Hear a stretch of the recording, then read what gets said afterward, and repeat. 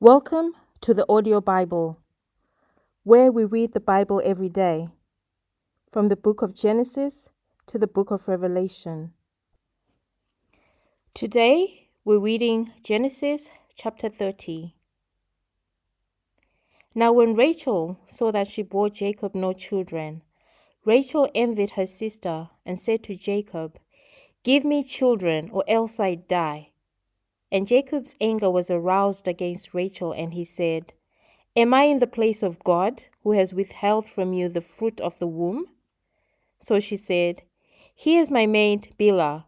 Go into her, and she'll bear a child on my knees, that I also may have children by her." Then she gave him Bilhah, her maid, as wife, and Jacob went into her. And Bilhah conceived and bore Jacob a son. Then Rachel said, "God has judged my case, and he has also heard my voice and given me a son." Therefore she called his name Dan. And Rachel's maid Bilhah conceived again and bore Jacob a second son. Then Rachel said, "With great wrestlings I have wrestled with my sister, and indeed I have prevailed." So she called his name Naphtali. When Leah saw that she had stopped bearing, she took Zilpah, her maid, and gave her to Jacob as wife. And Leah's maid Zilpah bore Jacob a son. Then Leah said, "A troop comes." So she called his name Gad. And Leah's maid Zilpah bore Jacob a second son. And Leah said, "I am happy, for the daughters will call me blessed." So she called his name Asher.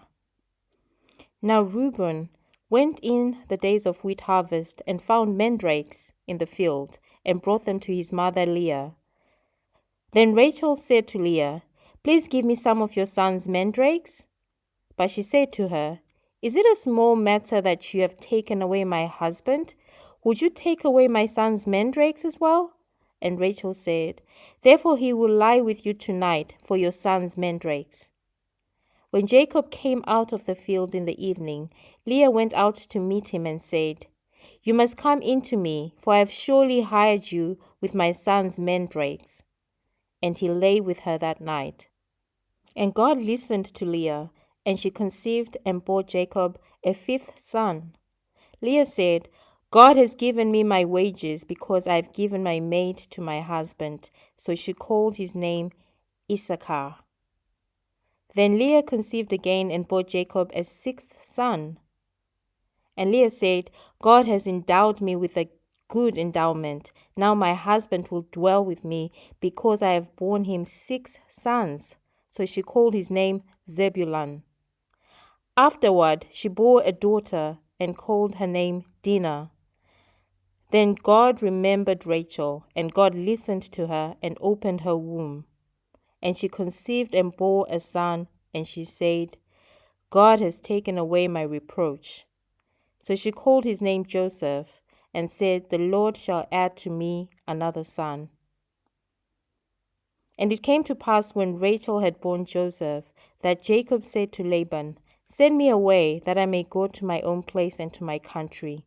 Give me my wives and my children, from whom I've served you, and let me go, for you know my service which I have done for you." And Laban said to him, "Please stay, if I have found favor in your eyes, for I have learned by experience that the Lord has blessed me for your sake." Then he said, "Name me your wages, and I will give it." So Jacob said to him, "You know how I have served you, and how your livestock has been with me. For what you had before I came was little, and it has increased to a great amount. The Lord has blessed you since my coming. And now, when shall I also provide for my own house?" So he said, "What shall I give you?" And Jacob said, "You shall not give me anything, if you will do this thing for me. I will again feed and keep your flocks.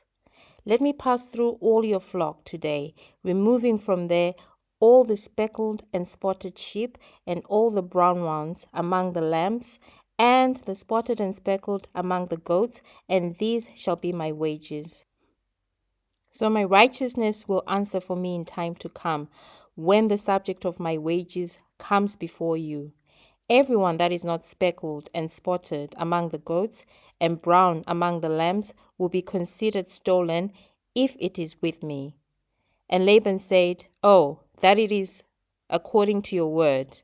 So he removed that day the male goats that were speckled and spotted, all the female goats that were speckled and spotted, everyone that had some white in it, and all the brown ones among the lambs, and gave them into the hand of his sons. Then he put 3 days' journey between himself and Jacob fed the rest of Laban's flocks. Now Jacob took for himself rods of green poplar and of the almond and chestnut trees, peeled white strips in them, and exposed the white which was in the rods. And the rods which he had peeled he set before the flocks in the gutters, in the watering troughs, where the flocks came to drink, so that they should conceive when they came to drink. So the flocks conceived before the rods, and the flocks brought forth streaked, speckled, and spotted. Then Jacob separated the lambs and made the flocks face toward the streaked and all the brown in the flock of Laban. But he put his own flocks by themselves and did not put them with Laban's flock. And it came to pass, whenever the stronger livestock conceived, that Jacob placed the rods before the eyes of the livestock in the gutters, that they might conceive among the rods. But when the flocks were feeble, he did not put them in. So the feebler were Laban's, and the stronger Jacob's. Thus the men became exceedingly prosperous, and had large flocks, female and male servants, and camels and donkeys. That concludes Genesis 30.